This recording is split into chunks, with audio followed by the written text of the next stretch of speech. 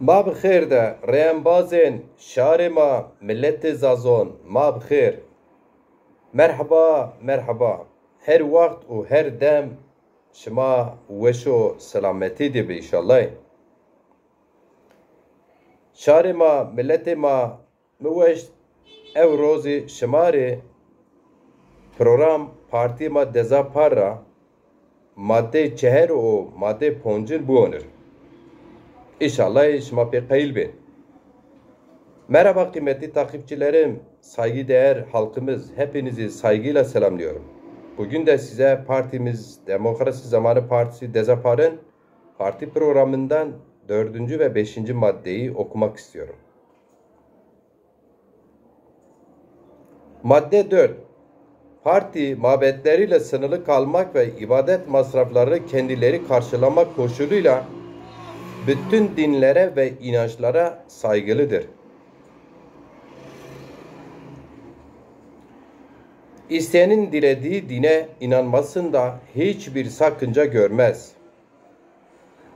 Okullarda Milli Eğitim Başkanlığı idaresi ve denetiminde her inancın kendi ahlak bilgisi eğitimini almasını savunur. Madde 5. Parti Diyanet İşleri Başkanlığı özerk bir kurum olarak tüm inançlara eşit bir mesafede her inanç kendi içinde liyakat sistemiyle yetişecek eşit sayıda üyeden oluşturulan bir konsey tarafından sorumlu olarak kendisine bağlı her inancın kendisine has daireler tarafından anayasal ve uluslararası antlaşmaların çerçevesinden hareketle kendini geliştirmesi için yetiştirme, eğitim yapma hakkına sahip olmalıdır.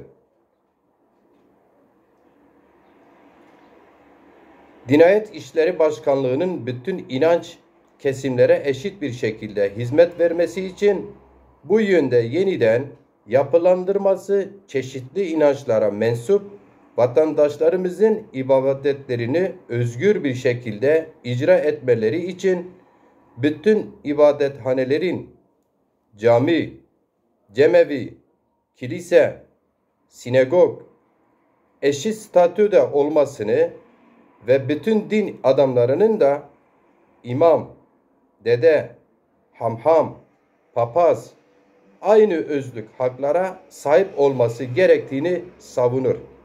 Saygımla.